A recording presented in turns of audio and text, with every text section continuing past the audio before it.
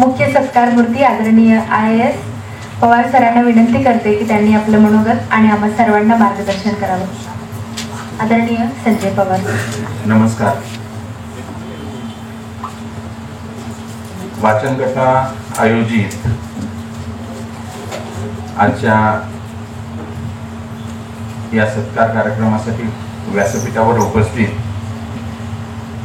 या कार्यक्रमाचे अध्यक्ष आदरणीय प्राचार्य विनय पाटील साहेब,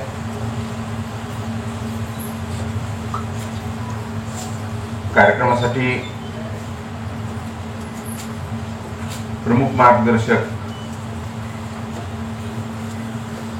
आदरणीय देशमुख सर, व्यासपीठावर उपस्थित माझे सर्व कॉलेजचे मित्र, त्यामध्ये दत्तात्रय शिंदे साहेब IPS ऑफिसर, श्री गणेश देशमुख आणि सुनील पवार हे उच्चस्तरीय म्युनिसिपालिटीमध्ये काम केलेले अधिकारी उपस्थित, आणि अशोक पाटील साहेब, वाघमोडे साहेब, श्री पारसजी ओसवाल, माझे कुटुंबीय सर्व, माझी आई, माझी सुविद्य पत्नी,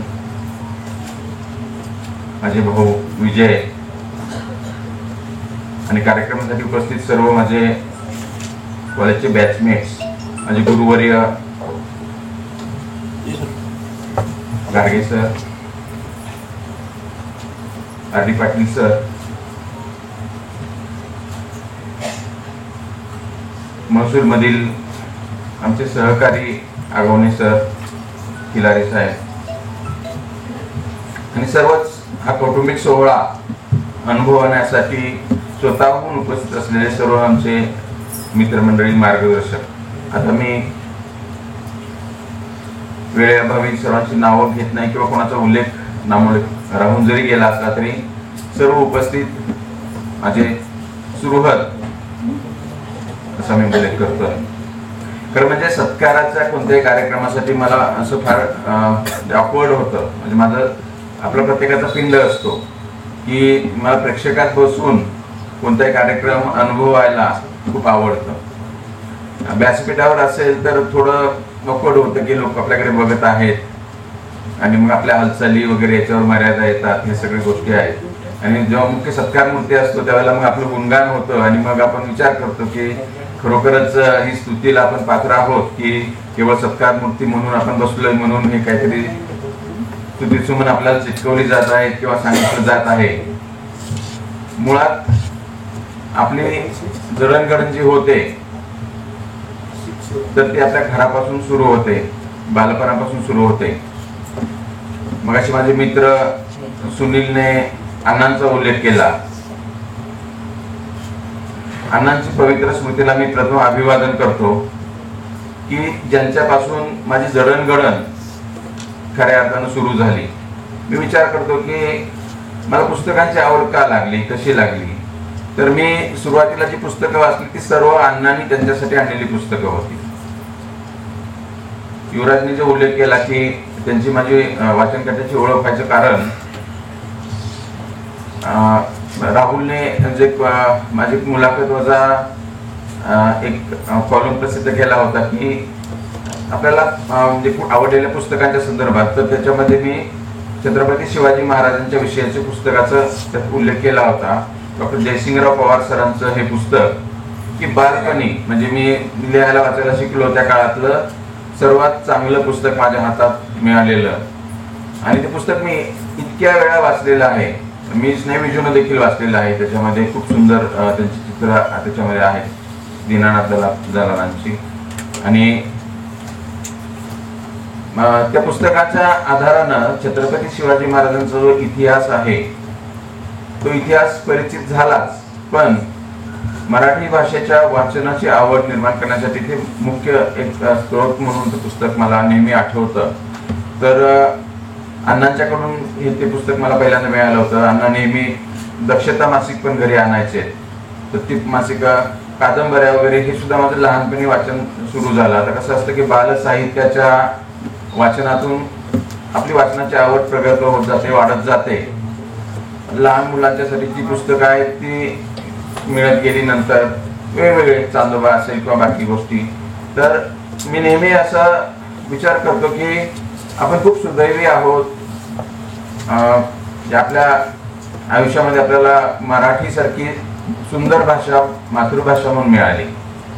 मराठीमध्ये खूप समृद्ध असं वाङ्मय आहे. आपलं पूर्ण आयुष्य आपण जरी खर्ची टाकलं तरी त्यातली खूप चांगली पुस्तकं आपली काही शतांशाने देखील वाचणं होईल की नाही अशी शंका, इथपर्यंत समृद्ध असं वाङ्मय मराठीमध्ये आहे. चरितार्थासाठी आपण म्हणजे कोणतं शिक्षण घ्यावं, कोणती नोकरी करावी वगैरे हा वेगळा भाग आहे. पण आपल्या ज्या आवडी निवडी आहेत त्या आपण निर्माण होणं आणि निर्माण झाल्यानंतर त्या वाढवणं, जोपासणं ही जी गोष्ट आहे ती आपल्या हातातली गोष्ट असते. त्याच्यामध्ये सगळ्यात महत्त्वाची गोष्ट असते की आपल्यासोबत मित्रमंडळी जे असतात, जे आपण ज्या संपर्कात येतो ती व्यक्ती त्या आपल्या जडणघडणीमध्ये महत्त्वाची भूमिका बजावतात. म्हणजे आपण कोणाच्या संगतीत रमायचं, कुठं आपण आनंदित होतो, कुठं राहतो हे आपसुकच ठरत जातं. आता आपला पिंड आपल्याला कळायला म्हणजे थोडा काळ जातो, पण शालेय जीवनामध्ये, कॉलेज जीवनामध्ये आपली जडणघडण जशी होते तसं आपण त्या पद्धतीने कल आपला वाढत जातो. पुस्तकांचं वाचन हा एक असा एक बेस आहे ज्याला म्हणू की आपण की पाया असा आहे की ज्याच्यावर आधारित आपलं पूर्ण सगळं जीवन पुढं. म्हणजे मी नेहमी कृतज्ञतेने उल्लेख करतो की लायब्ररी हे माझा एक जिव्हाळ्याचा विषय आहे. कुठल्याही पुस्तकांच्या प्रदर्शनामध्ये मी तासनतास उभा राहिलो तरी मला कधी जाणीव होत नाही की इतका वेळ गेला म्हणून. कारण हा आवडीचा विषय आहे. जसे लोक भक्ती करताना म्हणजे मंदिरामध्ये जातात, तिथं देवाशी तल्लीन होतात, ब्रह्मान होतात. आता प्रत्येकाची जशी आवड असते तशा पद्धतीनं मला पुस्तक हे माझ्या दृष्टीनं दैवत आहे. पुस्तक म्हणजे ज्ञान या दृष्टीनं की ज्याच्यामध्ये जगाचं सगळं समृद्ध वाङ्मय आपल्या समोर आपल्याला यायची त्याच्यामध्ये ताकद आहे आणि मग त्याच्यातून आपली जडणघडण होत असते. आता मी ग्रामीण भागामध्ये लहानपणापासून राहिलो. अण्णा सुरुवातीला कृषी खात्या, शेती खात्यामध्ये नोकरीला होते, त्यामुळं ग्रामीण भागातच त्यांची नोकरी होती. त्यांना बंडिंग साहेब म्हणून ओळखलं जायचं. म्हणजे तेव्हा नाला बंडिंग हा एक प्रमुख कृषी खात्यामध्ये एक प्रोग्राम होता. तर त्यांनी तेव्हा जी नाला बंडिंग उभा केलेली होती, तर खटाव या गावची, बेळंकी या गावी आम्ही नंतर आता 25 वर्षानंतर आम्ही गेलो होतो. म्हणजे माझी नोकरी सुरू झाल्यानंतर आम्ही सगळे गेलो होतो. तर ती नाला बंडिंग अजूनही सुस्थितीत आहे. तर तिथल्या लोकांनी नावानं ओळखत होते अण्णांना. आम्ही जेव्हा गेलो, म्हणजे रिटायर होऊन 25 वर्ष झाल्यानंतरची गोष्ट सांगतोय. त्यांनी त्यावेळेला जी नालाबंदी केली होती की गव्हर्नमेंटचा जो फंड आला होता, तर त्या फंडामध्ये जी बनवायची होती त्याच्यापेक्षा आधीची त्यांनी 15 ते 20% नालाबंदी बनवली होती त्याच फंडामध्ये एक्स्ट्रा. असं घडत नाही. त्यांना ती कसं की आलेल्या फंडामध्ये आपण म्हणजे काही गाळा मारायला मिळतो का वगैरे हा बरेचदा विषय असतो, पण त्याच्यापेक्षा जास्तीत जास्त ती इतकी मजबूत बनवली होती की ते अजूनही चालू होते. त्यानंतर बनलेली काही वाहून गेली. मग तिथं मला हे जाणवलं की ही पुण्याई जी असते की म्हणजे कसं काय वरून चिटकवता येत नाही बिरुद की हा चांगला माणूस आहे किंवा हा मुद्दाम कोणाला स्तुती नाही करता येत. पण अण्णांच्या बाबतीतला आहे की हा आदर्शांच्या समोर नेहमीच होता, म्हणजे कुणाचं वाईट चिंतायचं नाही. आणि मग त्याच्यातून आम्ही तसं घडत गेलो. आता पुस्तकांची वाचनाची आवड हा एक आमचा एक मेरुदंड म्हणून आपण की त्याच्या आधारानं आम्ही पुढं सगळं शिकत गेलो. बहुजन समाजामध्ये शिक्षणाचं जे वारं आलं ते कर्मवीर भाऊराव पाटलांच्या प्रयत्नांच्या नंतर आलेलं आहे. त्याच्या पूर्वी मग फारसं शिक्षण नव्हतं. मी आताही बरेचदा मला जेव्हा ग्रामीण भागामध्ये जातो किंवा कुठं नात्यातली कुठं वरिष्ठ मंडळी जेव्हा भेटतात तर त्यांना जे अशिक्षित असतात, लौकिकातून शिक्षण झालेलं नसतं, त्यांना मी विचारतो, त्यांच्याशी बोलतो की तुम्हाला शिक्षण मिळालं नाही म्हणून तुम्हाला वाईट वाटतं का कुठं. म्हणजे त्यांना लिहिता वाचता आलं नाही. आता त्यांचे वय 70-80च्या वरचे असलेले लोक पण आहेत अशिक्षित की ते नेहमी म्हणतात की होय की त्या काळात ही पद्धत नव्हती, आम्हाला शिकायला मिळालं असतं. ते व्यवहारात हुशार आहेत, सगळी कामं केली, पण लौकिक अर्थानं शिक्षण मिळाल्यामुळं एक महत्वाचा पैलू त्यांच्यामधून एक कमी झाला आहे. ती खंत ते नेहमी व्यक्त करतात. तर आपल्या बाबतीत आपण सुदैव आहोत की या पिढीमध्ये आपल्याला सर्वांना लिहिता वाचता येतं, उत्तम उत्तम वाङ्मय उपलब्ध आहे.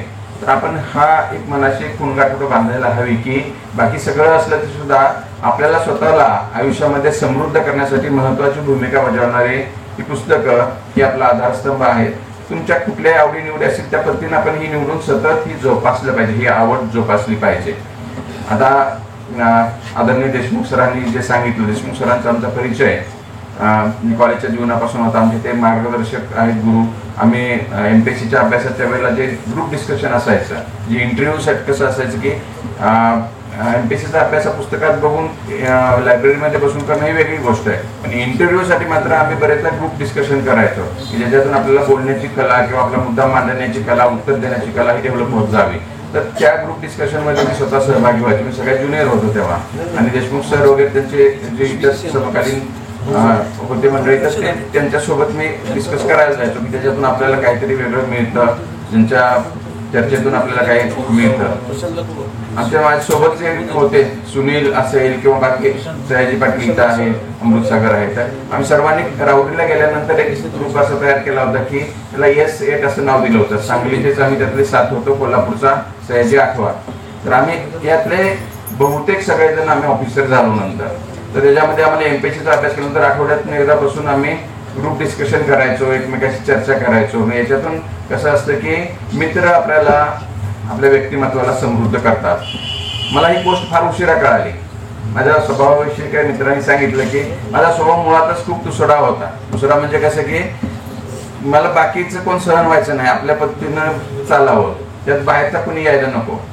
पण मला फार उशिरा कळालं की मित्रांसाठी आपण जेव्हा त्याग करायला शिकतो त्यानंतरच ते आपल्याला मित्र म्हणून जवळ करतात आणि आपण स्वतः समृद्ध होतो.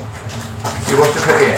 उशिरा कळालं तरी पण म्हणजे देर आहे मग दुरुस्त आहे. तसं त्यानंतर मला ते आपोआप मित्र म्हणून त्यांनी मला सामावून घेतलं. काही बाबतीत जरी एककलीपणा असेल किंवा काही असेल त्या बाबतीत त्यांनी माझ्याकडे दुर्लक्ष केलं. मी दुसरं असंही म्हणतो की मित्रांनी मला बऱ्याच बाबतीत घडवलं, माझं व्यक्तिमत्व घडवताना. आणि आताही नेहमी माझे आदर्श आहेत.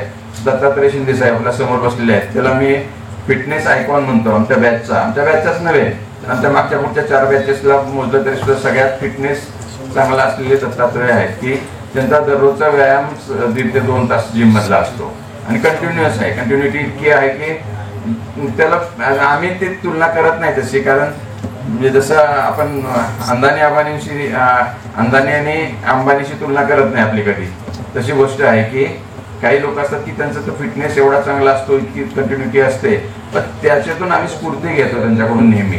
तर या मित्रांकडून आम्ही चांगला व्यवस्थित फिटनेस ठेवण्याबाबतची ही स्फूर्ती नेहमीच आमच्याकडे घेतो. व्यक्तिमत्वामध्ये देखील आपल्या काही चुकीच्या गोष्टी येऊ नये म्हणून आम्ही जर जागरूकता असते तर त्याच्यामध्ये या मित्रांचा सहभाग खूप मोठा असतो. आमचं नेहमी व्हॉट्सअप ग्रुपवर वगैरे संभाषण होत असतं का एकत्रित असतो आपण. आता जरी एकत्रित तिथं भेटायचे हे कमी झाले असतील प्रसंग तरी व्हॉट्सअपच्या माध्यमातून आपण कनेक्टेड आहोत. त्या व्हॉट्सअपवर काय यावं, काय चर्चा करावी वगैरे हे मात्र आपल्या हातात असतं. केवळ फॉरवर्डेड मेसेज किंवा असं मग सुनीलने सांगितलं की तमाशा बघून कुणी बिघडला नाही किंवा केवळ कीर्तन ऐकून कुणी सुधारला नाही, तसं व्हॉट्सअपवरचे मेसेज आहेत ते केवळ वाचून म्हणजे आपली बौद्धिक भूक असेल किंवा आपली वैचारिक भूक असेल तर ती कधीच पुरी होणार नाही, शमणार नाही. त्याकरता उत्तम पुस्तकं निवडणं, वाचन करणं, त्याची चर्चा करणं हे खूप आवश्यक आहे. वाचन गटाशी माझा संपर्क इथं मी जेव्हा RDC म्हणून आलो त्यानंतरच्या पहिल्या वर्षातच आलेला होता. तर तिथं हे जे शिवाजी विद्यापीठातील विद्यार्थ्यांनी ही जी सुरू केलेली ही चळवळ होती तर ती पुढच्या पिढीपर्यंत पोहोचावी म्हणून एक जाणीवपूर्वक काही प्रयत्न केले गेलेले आहेत. मी एवढांचा खास उल्लेख करतो की त्यांनी वेगवेगळ्या शाळांच्या मध्ये, रिमोट एरियामधल्या काही शाळांच्या मध्ये कॉन्टॅक्ट करून तिथं ही चळवळ सुरू व्हावी. कारण कसं आहे की शेतकरी जसा एकदा पीक लावतो पण त्यात म्हणजे आताच्या काळातला वेगळा आहे की आपण डायरेक्ट बियाणं विकत आणतो, पण पूर्वी पीक जेव्हा लावतो त्याचा काही एक भाग हा नेहमी बियाणासाठी राखून ठेवलेला असायचा की पुढच्या वर्षीच्या बियाण्यांची किंवा पेरणीची बेगमी करावी म्हणून. तसं आपण समृद्ध होत असताना पुढच्या पिढीसाठी म्हणून आपण काहीतरी बेगमी करणं ही आपली सामाजिक जबाबदारी आहे. तर त्या अनुषंगानं वाचन गटासारखी ही चळवळ आहे ही पुढच्या पिढीमध्ये रुजणं आवश्यक आहे, कारण ती पुढे नेत राहील ती चळवळ. या सगळ्या वाचनाच्या अनुषंगानं समृद्ध होण्यासाठी हा दीपस्तंभ आपल्याला समोर नेहमी सतत ठेवत राहील. यासाठी हे आवश्यक आहे. आता देशमुख सरांनी जो उल्लेख केला होता की आजकाल मोबाईलच्या युगामध्ये काही न टाळता येणारे सत्य आहेत आणि न टाळता येणारी काही गोष्टी आपल्या आयुष्यात येत असतात. मोबाईल हे असंच एक इनइव्हिटेबल एक अशी गोष्ट आहे की जी टाळता येणार नाही, त्यापासून दूर राहतो किंवा मी नका वापरणार नाही मोबाईल म्हणणं हे आजच्या युगात तर हे अशक्यप्राय गोष्ट आहे. पण ही दुधारी तलवार अशी आहे की ती योग्य पद्धतीनं शल्यचिकित्सकाप्रमाणे आपल्याला ती वापरता यायला हवी. एखाद्याकडे खूप चांगलं हत्यार असलं तर ते हत्यार दुसऱ्याचं नुकसान करण्यासाठी किंवा स्वतःचं नुकसान आपलं पोट कापून घेण्यासाठी आपण हे वापरता कामा नये, तर त्याचा बाजी शिरण्यासाठी असेल किंवा इतर कशासाठी वापर व्हावा, तर ही जाणीव आपल्याकडे सतत असणं आवश्यक आहे.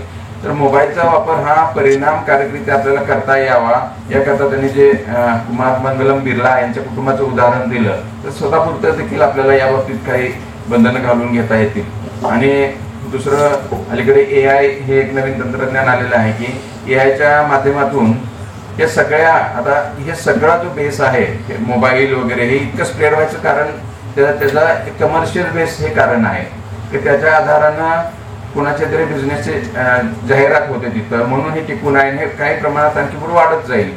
आता बाकी काय, आता सध्या रील्सचं राज्य आहे किंवा मग स्टेटस ठेवणं वगैरे ह्या सगळ्या गोष्टी आहेत. त्याच्यामध्ये आपला किती वेळ वाया जातो याचं आपल्याला कुणाला भान राहत नाही.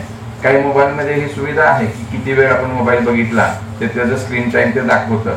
आणि ते स्क्रीन टाईम आपण बघितलं आणि त्यापासून काही बोध धडा घेऊन आपण जर तो कमी करण्यासाठी जाणीवपूर्वक प्रयत्न केले, धकाधकीच्या जीवनामध्ये बऱ्याचदा खूप अडचणी असतात, प्रॉब्लेम्स असतात.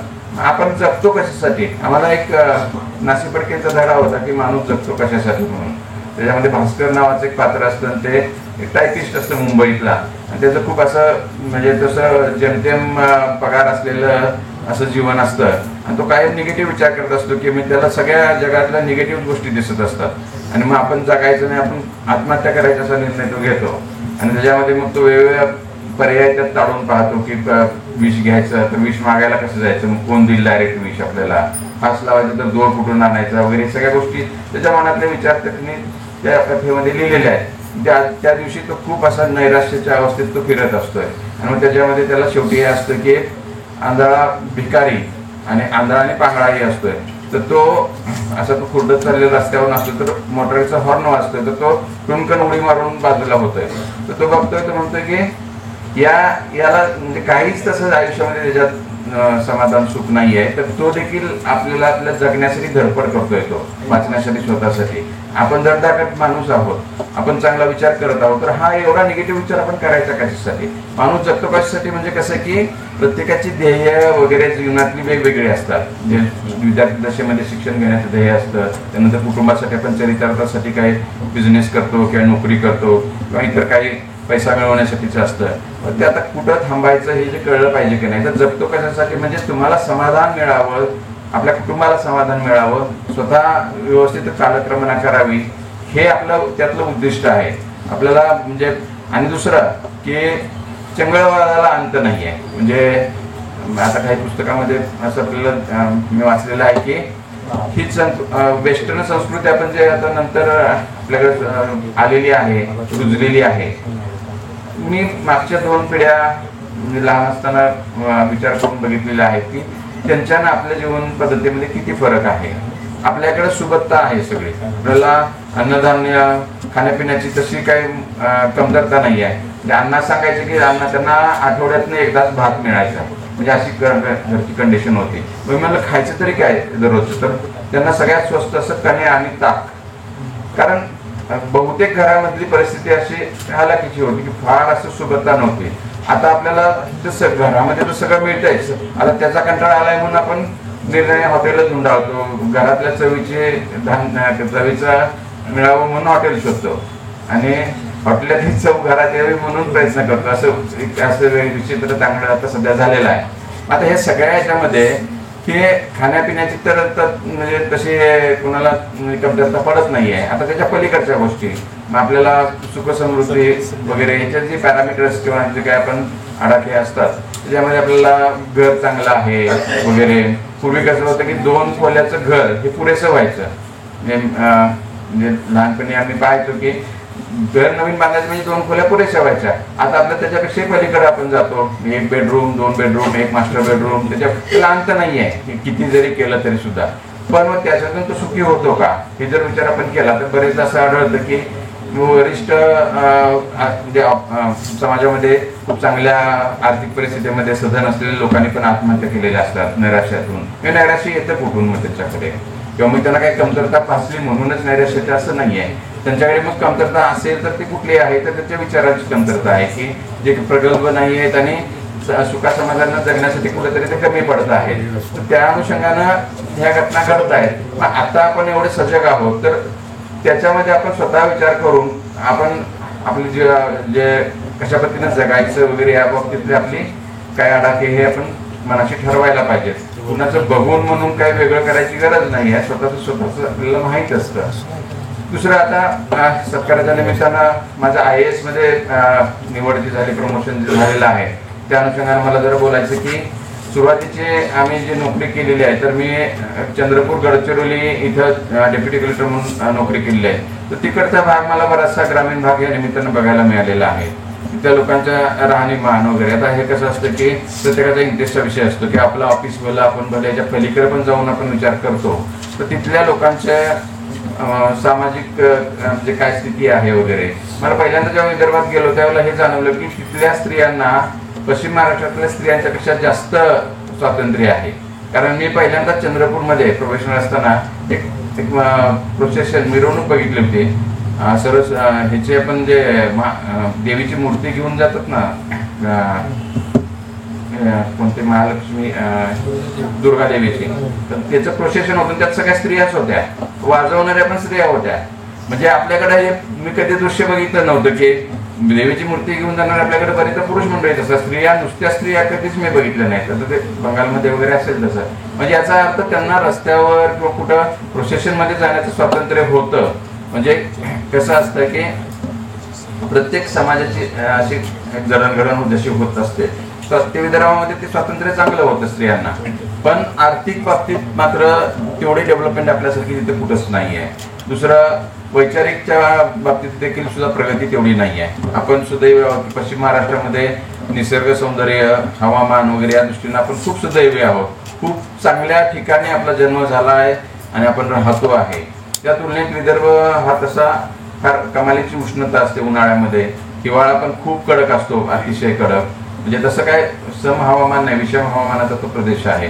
तर तिकडच्या पेक्षा इकडचं कधी पण आपलं हवामान बाकी सगळ्यात चांगली गोष्टी आहेत, सुदैवी आहोत आपण. आपल्यामध्ये एवढ्या चांगल्या ठिकाणी आपण राहत असताना, आपली प्रगती चांगली असताना, मग कमतरता ज्या काय आहेत त्या गोष्टींच्या बाबतीत आपण विचार करून आपण स्वतःसाठी आणि पुढच्या पिढीसाठी देखील हा वारसा म्हणून आपण हे द्यावं. आता विदर्भामध्ये पण मी बरेच कॉलेजला किंवा कुठे इतर ठिकाणी विजिट जेव्हा द्यायचे तेव्हा त्या विद्यार्थ्यांशी संवाद साधायचो की कसं आहे. सिलेक्शन्स पश्चिम महाराष्ट्रातले आणि मराठवाड्यातले सगळ्यात जास्त आहेत स्पर्धा परीक्षामध्ये. विदर्भामध्ये तुलनेनं आता देखील खूपच कमी आहे. आणि आम्हाला सगळ्या अधिकाऱ्यांना तिकडे काम करावं लागतं, म्हणजेच तिकडचे अधिकारी कमी आहेत या कारणामुळं. तर आपल्याकडे हे चांगलं आहे, ही पद्धत आहे. आता पुढच्या पिढीसाठी म्हणून द्यायसाठी आपण हा जो उपक्रम करतोय, तर त्या दृष्टीनं आपण आपल्या कुटुंबापुरतं मर्यादित न विचार करता त्याशिवाय आपण समाजाचं काही देणं लागतो त्या दृष्टीनं आपण विचार करायला हवा. मी नेहमी कृतज्ञ भावनेनं हा विचार करतो की मला प्रत्येकाकडून काही ना काही मिळत गेलेलं आहे. मी आयुष्यात पुढं विचार करताना कसं वागू नये हे देखील आम्ही कोणाकडून तर शिकलो आहे. केवळ आदर्श विचारच नव्हे तर चुकीचे विचार पण आपल्यामध्ये येऊ नयेत म्हणून सजग राहणं यासाठी सुद्धा आपल्याला समाज आपल्याला म्हणजे एक उघडं पुस्तक आहे की ज्याच्यातून आपल्याला सगळ्या गोष्टी मिळत राहतात. आजच्या या कार्यक्रमाच्या निमित्तानं आणखी बऱ्याच गोष्टींचा उहापोह झाला. आमचे मित्र जे स्टेजवर आहेत म्हणजे हा कौटुंबिक कार्यक्रम एवढ्यासाठी म्हणतो की आम्ही हॉस्टेलला असताना सोबत होतो, इतर कारणांना आम्ही नेहमी संपर्कात नेहमी आहोतच सगळे. एकमेकांचे सुख दुःख या सगळ्यांच्या बाबतीत एकमेकाला आधार देण्यासाठी देखील आमचे सगळे मित्र, ज्यांच्या काही दुर्दैवानं काही मित्रांचा अकाली मृत्यू झाला त्यांच्या कुटुंबियांना मदत करणं वगैरे यासाठी सुद्धा खूप पुढाकार घेऊन आम्ही सर्वांनी एक कुटुंब म्हणून काम केलेलं आहे. म्हणजे आम्हाला नेहमी अभिमान वाटतो की मी KA88चा बॅचमेट आहे, कोल्हापूर कॉलेजचा बॅचमेट आहे. कोल्हापूर हे माझ्या म्हणजे आयुष्यामधलं एक असं महत्त्वाचं शहर आहे की माझं सगळ्यात आवडतं ठिकाण म्हणून मी याचा उल्लेख नेहमी करतो. की कोल्हापूरला आल्यानंतर मला घरी आल्यासारखं वाटतं. माझे जन्मगाव जरी सांगली जिल्ह्याचं असलं तरी कोल्हापूरची एक आत्मीयता अशी आहे की राजर्षी शाहू महाराजांचा समृद्ध वारसा, सामाजिक वारसा आणि सामाजिक सलोखा हे जपण्यामध्ये कोल्हापूर म्हणजे अद्वितीय आहे, त्याचा विचारच नाही होऊ शकत. आणि बाकी काही गोष्टी असतील, आता प्रत्येक गावामध्ये काही कमी जास्त गोष्टी जरी असतील तरी कोल्हापूरला आल्यानंतर आपल्या घरी आल्याची ही जी भावना नेहमी होते. आणि इथली सगळी ठिकाणं असतील, याच्या ऐतिहासिक जी थोरवी आहेत त्या बाबतीतला असेल आणि खास करून कोल्हापुरी लोकांच्या बाबतीतला आहे की ते म्हणजे एक सहजपणा आहे त्यांच्या वागण्यामध्ये, म्हणजे ते तोंडावर शिवाय देते आणि प्रेमी तेवढंच आत्मीयतेने करते. मी हे बघितलेलं आहे. मी टोलच्या आंदोलनामध्ये मी इथं स्वतः होतो RDC, तिथं असताना लोकांचा उद्रेक मी बघितलेला आहे आणि समजून घेण्याची कुवत पण बघितलेली आहे म्हणजे सांगितल्यानंतर. त्यामुळं मला इतका कॉन्फिडन्स होता की टोलच्या आंदोलनामध्ये जाळपोळ होत असताना मी आणि माझे सिनियर होते धुळार साहेब, तर आम्ही दोघं दगडफेक होत होती त्यावेळेला आम्ही दोघंही निर्भीडपणानं त्या तिथून आम्ही फिरून आलो. तर काही जण विचारलं तुम्ही असं कसं जातात, तर नाही म्हणजे हे आमचे लोक आहेत आणि मला माहिती आहे की आम्हाला ती इजा करणार नाही कुणी, एवढा कॉन्फिडन्स होता कोल्हापूरमध्ये असल्यामुळे. इतर ठिकाणी असतो तर नक्की गेलो नसतो आम्ही बाहेरचे. तर हा एक आहे ही आत्मीयता इथे या शहरामध्ये मला नेहमी जाणवते. आमचं कॉलेज इथं झालेलं आहे, नोकरीच्या निमित्तानं मी 5 वर्ष इथं राहिलेलो आहे आणि आपल्या सर्वांचे ऋण अनुबंध त्यामुळे तयार झालेले आहेत. म्हणजे माझ्या घरची कुटुंबीय मंडळी आहेतच, पण आपण सर्वजण देखील माझ्या या विशाल कुटुंबाचा एक भाग आहात. की आता जेव्हा मी मोबाईल कधी कधी स्क्रोल करतो, म्हणजे बघतो मी अचानक रँडमली एखादं नाव, तर मला ती व्यक्तीचा चेहरा समोर दिसतो. म्हणजे असं नाही की केवळ नावं, माझ्या मोबाईलमध्ये जवळपास 8,500पेक्षा जास्त नंबर सेव्ड आहे. वेगवेगळ्या ठिकाणी आपण गेलेलो असतो. मी स्टेटस कधीच ठेवत नाही, कारण ते आहे की स्टेटस जर ठेवला तर एवढ्या लोकांचे मेसेज येतात आणि मी त्यांना उत्तर नाही दिलं तर त्यांना मग वाटणार की आपल्याकडे दुर्लक्ष करतो. मी कधीही स्टेटस नाही ठेवत मोबाईलला, कारण तेवढे लोक ते बघतात. इतके लोक माझ्या संपर्कात त्या निमित्तानं आहेत आणि सगळे इंडिव्हिज्युअली ओळखतात काही ना काही निमित्तानं. आता कसं असतं की काही मर्यादा असतात, अधिकारी म्हणून मी काही सर्वांचं समाधान 100% नाही करू शकणार, कारण काही शासकीय नियम वगैरे हे बघून जे 2 पक्ष असतील तर एका पक्षाचाच आपण भाग त्याला न्याय देऊ शकतो किंवा त्याच्या बाजूने देऊ शकतो. पण मी असंही बघितलंय कोल्हापूरमध्ये माझे काही अनुभव आहेत की आंदोलनाच्या वेळेला लोक आलेले आहेत की त्यांना समजावून सांगितल्यानंतर एक तर पोलीस शिपाई होता की तो आत्महत्या करायलाच यायचा, तो म्हणजे त्याला फसवलं गेलं होतं काही कारणानं. तर त्याला समजावून सांगितल्यानंतर त्याने मला एक शब्द वापरले होते की साहेब माझं काम नाही झालं पण मला वाईट नाही वाटत इथून जाताना, म्हणजे तुम्ही सांगितलंय तर जगण्याची त्याने उमेद घेऊन तो गेला. त्याला ते सर्व समजावून सांगितलं होतं. हे पण मी गोष्टी इथल्या अनुभवलेल्या आहेत. तर आज या निमित्तानं कोल्हापूरला आलो. पहिल्यांदा आगवणे सरांनी पण मला फोन केला होता की दुसरीकडे कुठं सत्कार स्वीकारायला जाऊ नका.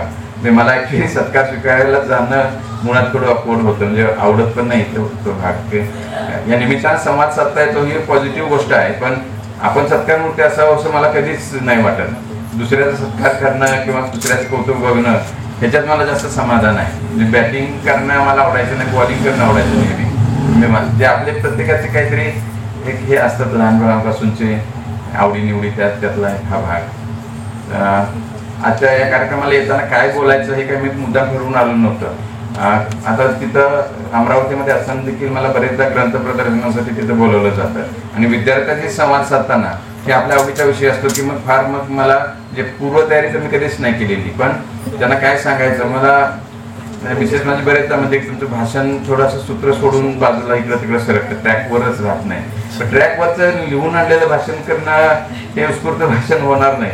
आपले विचार आहेत ते सहजपणानं आपल्या बाजूला मांडता यावेत किंवा ते रेसिप्रोकेट व्हावे की तुम्हाला पण ते म्हणजे पटावेत असा आग्रह नाही, पण एक तादात्म्य आपलं असतं श्रोत्यांशी आणि बोलणाऱ्यांचं, तर ती सहजता असायला पाहिजे. असं नाही आता आपले जवळचे मित्र असतात की ज्यांना आपण काय दररोजचं फोन करत नाही, कधीतरी फोन करतो, पण त्याच्यामुळे तो काय दुःखी होत नाही की मला त्याने फोन नाही केला वगैरे, असं रुसवा वगैरे त्याच्यामध्ये असत नाही.